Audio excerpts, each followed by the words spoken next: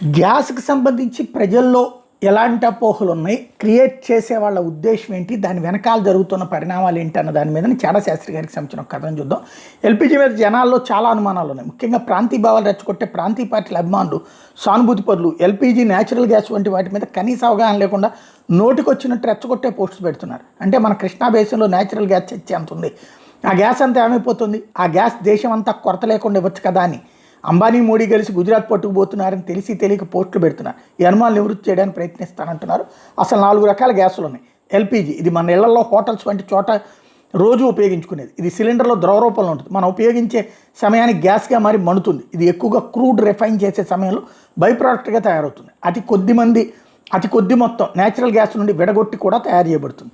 CNG దీన్నే compress natural gas అంటారు. ఇది నేరుగా భూమిలో నుండి వచ్చాక కంప్రెస్ చేస్తే వస్తుంది. ఇదే న్యాచురల్ గ్యాస్ మన కేజీ బేసిన్లో దొరికేది. ఇది నేరుగా ఎల్‌పీజీ లాగా సిలిండర్లో నింపి వంటకు ఉపయోగించుకోలేం.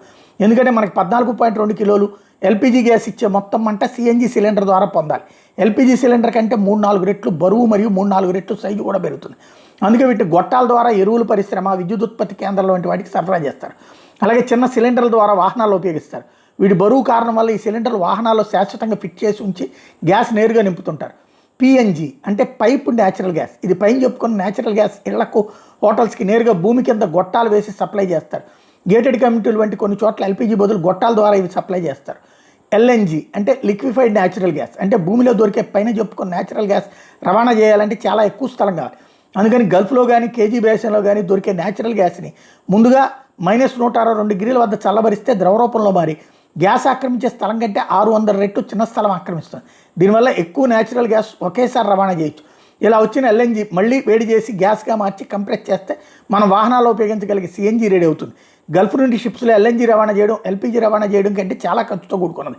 ఎందుకంటే ఎల్ఎన్జి ట్యాంకర్స్ క్రయోజెనిక్ టెక్నాలజీతో డబుల్ వాల్స్తో -162 డిగ్రీలు చల్లదనం నిలిపే విధంగా తయారు చేస్తారు. అందుకని ఆ ట్యాంకర్స్ రవాణా ఛార్జీలు ఎల్‌పీజీ ట్యాంకర్ల కంటే చాలా ఎక్కువ ఉంటాయి. మన దేశంలో భూమిలో న్యాచురల్ గ్యాస్ నిల్వలు తక్కువగా ఉండటం వల్ల సుమారు 50-60% వరకు దిగుమతుల మీద ఆధారపడాల్సి వస్తుంది. అలాగే మన దేశం ఉపయోగిస్తున్న ఎల్‌పీజీ 60% క్రూడ్ రిఫైన్ చేయడం ద్వారా వస్తుంది. కాబట్టి క్రూడ్ ధర పెరిగితే ఎల్‌పీజీ ధర కూడా పెరుగుతుంది.